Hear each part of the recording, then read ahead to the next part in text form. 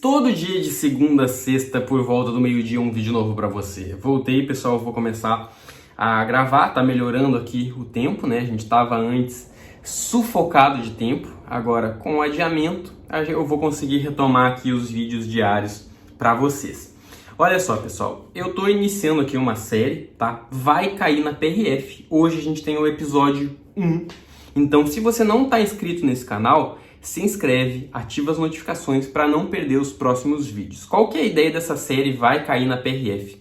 Eu quero trazer aqui no Almoço com o Luiz questões, né, que têm grande probabilidade de aparecerem na prova da PRF, né? Tópicos do conteúdo do edital do concurso da PRF. Para quem não sabe, eu sou PRF, aprovado no concurso de 2014 e enfim, desde 2016 eu tenho um canal aqui que é 100% voltado para o concurso da PRF, né? 191% voltado para o concurso da PRF. Depois surgiu um cursinho, né? Que é uma empresa hoje, que é o Quebrando as Bancas, que tem um curso preparatório para a PRF.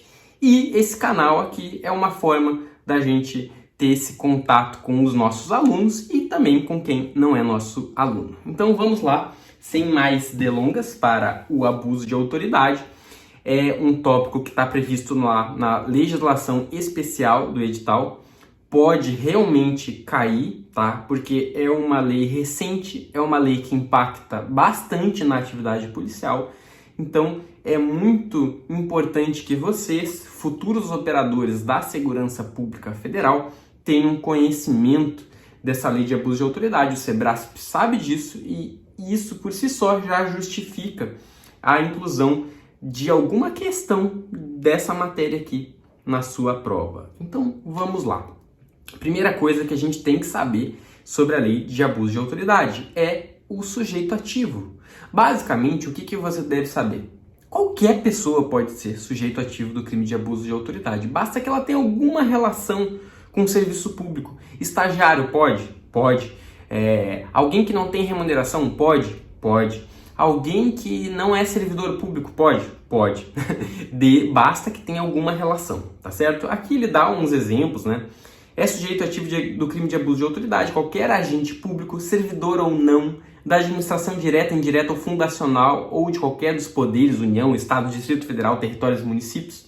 Pode. CREMERS, sei lá, Conselho de Educação Física, qualquer uma dessas autarquias, qualquer pessoa que tenha algum vínculo com alguma entidade do governo, da administração direta ou indireta, ela pode responder por algum crime de abuso de autoridade, tá? Aí aqui no final ele diz: reputa-se agente público para os efeitos desta lei todo aquele que exerce, ainda que transitoriamente, ainda que sem remuneração, por eleição, nomeação, designação, contratação ou qualquer outra forma de investidura ou vínculo, mandato, cargo, emprego ou função em órgão ou entidades abrangidos no caput. Então, na PRF, né? Na PRF tem os terceirizados. Os terceirizados, eles não são servidores públicos, né? Tem lá, às vezes, o cara vai protocolar um recurso de uma multa e quem vai atender ele na sede da PRF nos estados vai ser um agente terceirizado, né? Ele vai estar com um uniforme lá, não um uniforme de policial, né? Um uniforme de terceirizado, e ele pode responder por abuso de autoridade, porque ele se encaixa para efeitos de aplicação dos crimes de abuso de autoridade, ele se encaixa como servidor público, tá certo? Vamos avançando aqui. Ação penal. O que é importante você saber sobre ação penal em relação aos crimes de abuso de autoridade? Você tem que saber isso daqui que está em vermelho, que os crimes previstos nesta lei são de ação penal pública incondicionada, ou seja, não depende de representação da vítima, né? A vítima sofreu um abuso de autoridade, ela não precisa ir lá, a vítima, e representar e dizer, o cara lá cometeu abuso de autoridade, Ministério Público, você tem que denunciar ele, tá? A vítima não precisa fazer isso. Basta ocorrer o crime e o Ministério Público vai ter que promover a ação penal, a polícia vai ter que investigar, tá certo? Agora, o fato de ser um crime de ação penal pública incondicionada não quer dizer que não possa existir ação penal privada, tá? O que é ação penal privada? Se o Ministério Público perdeu o prazo, né, tem lá o prazo para processar o indivíduo, o Ministério Público perde o prazo, pode o próprio indivíduo, a própria vítima, ingressar com uma ação penal contra aquele indivíduo, né? Vai ser a ação privada subsidiária da ação penal pública, tá certo? A ação penal pública é aquela que vai ser promovida pelo próprio aparato estatal, no caso, o Ministério Público, tá certo? Ação privada pela própria vítima ou seus representantes legais, tá certo? Então é isso. Sobre ação penal, você deve memorizar que são de ação penal pública incondicionada os crimes previstos na Lei de Abuso de Autoridade. Outra coisa que você deve saber são os efeitos da condenação. Imagina que uma pessoa cometeu lá um crime de abuso de autoridade e, em razão desse crime, alguns efeitos podem surgir, tá? Então, a lei prevê 3 efeitos. Só que eu quero que você dê atenção especial para 2 efeitos e você memorize. Esses que estão em amarelo aqui, você tem que memorizar o seguinte. Um efeito da condenação é a inabilitação para o exercício de cargo, mandato ou função pública pelo período de 1 a 5 anos. Tem que memorizar, tem que decorar isso aqui. Nós, inclusive, a gente está fazendo, eu estou revisando, tá, hoje, os baralhos do ANC para os alunos do QB sobre essa lei aqui, tá certo? E quem é aluno do QB vai receber esse baralho da lei de abuso de autoridade e esse baralho vai entrar como bônus para todo mundo que comprou o resumão ou vier a comprar a partir de hoje também, tá certo? Então a gente vai dar só esse baralho, que é o baralho da lei do abuso de autoridade, para quem comprou o resumão, tá certo? E inclusive tem um cupom de desconto de 20%, basta você escrever pertencerei, tem um link fixado aqui nos comentários, tá? Em torno de 2 dias aí você vai receber esse baralho do ANC para você memorizar todos esses pontos importantes aqui sobre a lei de abuso de autoridade, tá certo? Então, fica ligado aí. Outra coisa que você deve memorizar: a perda do cargo, do mandato ou da função pública também pode ser um efeito da condenação penal. Agora, esse item 2 e 3 você deve memorizar junto com isso aqui, ó.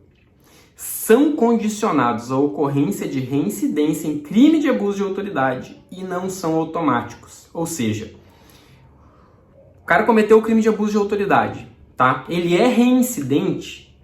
Isso por si só não basta para que ele sofra a perda do cargo.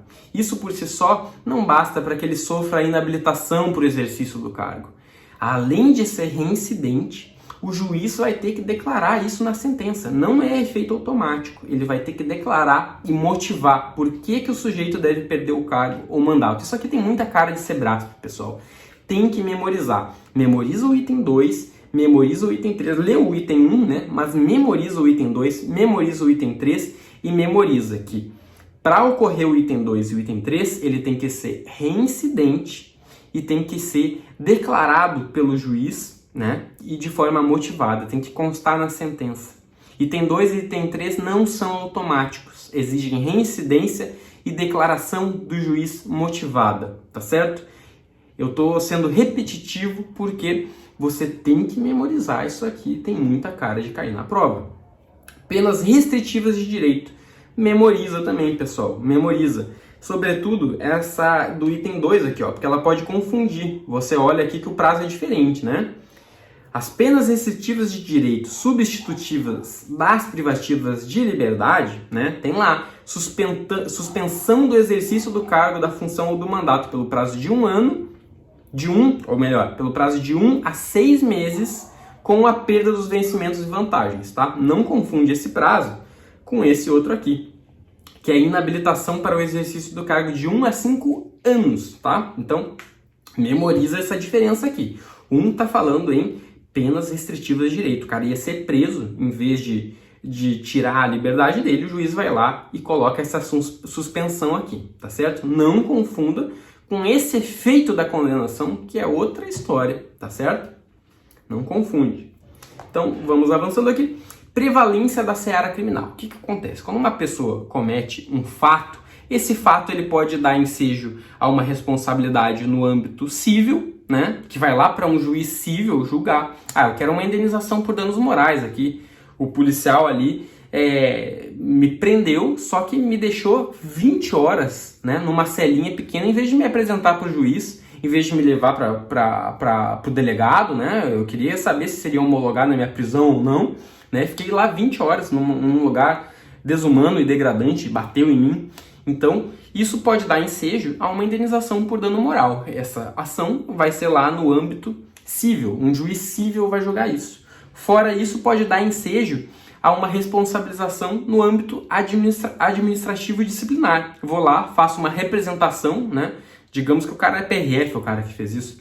Vou fazer uma representação junto à corregedoria da PRF. E ele vai ser responsabilizado no âmbito administrativo, no âmbito civil, onde eu estou pedindo meus danos morais, e também no âmbito criminal. Aí é uma ação penal que vai ser promovida pelo Ministério Público e pode dar ensejo a uma responsabilização penal, tá? Como regra, essa seara administrativa, civil e penal, elas são independentes, né? Mas há uma certa prevalência da seara criminal. Isso não está escrito na lei, mas é o que a gente entende. Olha só, vou ler aqui com vocês. O artigo 7º, ele fala: as responsabilidades civil e administrativa são independentes da criminal, tá certo? São independentes. Agora, olha só, não se pode mais questionar sobre a existência ou autoria do fato quando essas questões tenham sido decididas no juízo criminal.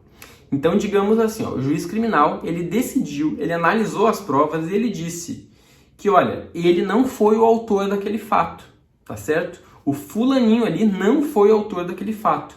Não pode ir lá a seara civil ou administrativa discutir e ir lá saber se aquele cara era o autor do fato ou não. O juiz já decidiu, o juiz criminal decidiu, não é o autor do fato. Aí os outros não podem mais discutir essa situação. Memoriza então, tá certo? Que em relação à autoria, à existência ou a existência do fato ou a autoria do fato, se isso foi decidido no juízo criminal, não podem as outras searas questionar isso. Existência do fato e autoria, tá certo? Memoriza, tá? Memoriza isso aqui, ó. Existência e autoria do fato. Depois o artigo 8º, muito importante que você memorize também. Muita cara de Sebrasp isso aqui, né? Sobretudo num concurso que é policial, como o cargo da PRF. Faz coisa julgada no âmbito civil, assim como no administrativo disciplinar, a sentença penal que reconhecer ter sido o ato praticado em estado de necessidade, em legítima defesa, em estrito cumprimento do dever legal ou no exercício regular de direito. Memorizem, pessoal, memorizem. Memorizem porque tem muita cara de questão do Sebrasp. Agora eu vou falar aqui dos crimes, tá certo? Alguns dos crimes que têm mais pertinência com o cargo da PRF. Olha só. Constranger o preso ou detento mediante violência, grave ameaça ou redução de sua capacidade de resistência a exibir-se ou ter seu corpo ou parte dele exibido à curiosidade pública, né? Cara, tempos atrás era muito comum você ver o policial levando o preso, né? O preso baixava a cabeça, o policial pegava aqui no cabelinho, né? E levantava para que a mídia tirasse fotos ali para expor o indivíduo mesmo, tá? Isso não pode mais, né? Abuso de autoridade seria esse fato, né? Segundo item, submeter-se à situação vexatória ou a constrangimento não autorizado em lei, produzir prova contra si mesmo ou contra terceiro, tá? Isso é crime. Então imagina que o PRF chega lá, olha, deixa eu abrir o seu celular aqui. Deixa eu abrir seu celular. Ah, não, mas eu não vou te dar senha. Vai me dar senha ou a situação vai ficar feia pra ti. Entendeu? Eu vou pegar e vou te afogar. Então, tá vendo aquele laguinho ali? Eu vou te afogar ali. Me dá a senha desse celular. Né? O policial querendo saber ali provas que estão dentro do celular. Configura abuso de autoridade. Tá certo? Vamos lá. Deixar de identificar-se ou identificar-se falsamente ao preso por ocasião de sua captura ou quando deva fazê-lo durante sua detenção ou prisão. Então o policial, né, que tem um nome aqui, ó, e tira o nome, né, para não ser identificado, daí o preso pergunta qual que é o seu nome e o cara diz, né, não diz o nome, cara, ele é obrigado a dizer o nome, senão ele vai ocorrer no crime de abuso de autoridade. Ah, mas é um indivíduo muito perigoso de uma organização criminosa internacional, né? Ainda assim, você é obrigado a dizer o seu nome, né? O seu nome, ele tem que ser identificável. Então, aí está um dos grandes riscos, né, da atividade policial, que difere o policial dos demais servidores públicos, né? Muitos querem colocar o servidor público policial no mesmo balaio dos demais servidores. Cara, o tratamento previdenciário, o tratamento em termos de remuneração, em termos de aposentadoria, tudo isso tem que ser diferente, né, para o servidor policial, porque o risco é muito maior, tá certo? Então, memorizem esse dispositivo aqui. E esse outro crime do artigo 18, ele fala: submeter o preso a interrogatório policial durante período de repouso noturno não pode, é crime, tá? Qual a hipótese que não é crime eu pegar e submeter alguém a um interrogatório? Se for capturado em flagrante delito, ou se devidamente assistido, ou consentir em prestar declarações. Estou lá com o meu advogado, né? Beleza, tá, pode ser de noite, eu estou consentindo com isso, tá aqui meu advogado, pode me ouvir, tá certo? Agora, então, se o indivíduo for preso em flagrante, pode ser qualquer hora do dia. É o caso da PRF, né? Várias vezes a gente pega alguém de madrugada e é óbvio que esse cara vai ser ouvido de madrugada e nós estaremos lá também acordados de madrugada, tá certo? É crime então, pessoal. 19. Impedir ou retardar, agora tem aqui, ó, injustificadamente o envio de pleito de preso à autoridade judiciária competente para apreciação da legalidade de sua prisão ou das circunstâncias de sua custódia. Isso aqui é crime, tá? Não tem tanta pertinência temática com a PRF, mas como fala de preso, é bom a gente dar uma olhada, tá certo? E tem aqui, inclusive, algo que diz respeito ao magistrado. Incorre na mesma pena o magistrado que, ciente do impedimento ou da demora, deixe de tomar as providências tendentes a saná-lo, ou não sendo competente para decidir sobre a prisão, deixa de enviar o pedido à autoridade judiciária que o seja, tá? Vamos lá agora para o último crime. Esse aqui é bem importante, tá? Talvez dos crimes aí eles sejam mais importantes. Então, memorizem, tá? Olha só. É crime você invadir ou adentrar clandestina ou astuciosamente ou à revelia da vontade do ocupante imóvel alheio ou suas dependências ou nele permanecer nas mesmas condições sem determinação judicial ou fora das condições estabelecidas em lei, tá? Agora, o que você tem que saber para a prova? Eu vou dizer para você. Olha só. É crime se você cumpre mandado de busca e apreensão domiciliar após as 21 horas ou antes das 5 da manhã. Então, mesmo que você tenha ordem judicial, você não vai poder adentrar em uma residência se for após as 21 horas ou antes das 5 horas da manhã, tá certo? Não pode, é crime de abuso de autoridade, tá certo? E qual é a situação que você vai poder adentrar fora desses horários? Você tem que memorizar isso. Se o ingresso for para prestar socorro ou quando houver fundado indício que indique a necessidade do ingresso em razão de situação de flagrante delito ou de desastre, né? Então, exemplo, né? Um cara estava numa abordagem policial, os policiais viram que ele estava carregando droga, né? Tem lá o crime de porte de droga, né? Portando droga. Ele saiu fugindo e entrou numa residência. Pô, ele entrou numa residência, ele está lá em flagrante delito, porque ele está carregando drogas, então a equipe vai poder entrar naquela residência a hora que for, né? A hora que for. Agora, fora dessas situações de flagrância, aí tem que respeitar esse horário aí das 21 às 5 horas da manhã, tá certo? Por hoje é só, espero que vocês tenham gostado, curtam se vocês gostaram desse trabalho, comentem aí sobre outras leis que vocês gostariam que eu fizesse esse trabalho aqui de resumir os pontos mais importantes ou outros tópicos do edital, comentem aí que eu vou ler os comentários de vocês, um grande abraço, até a próxima, tchau, tchau.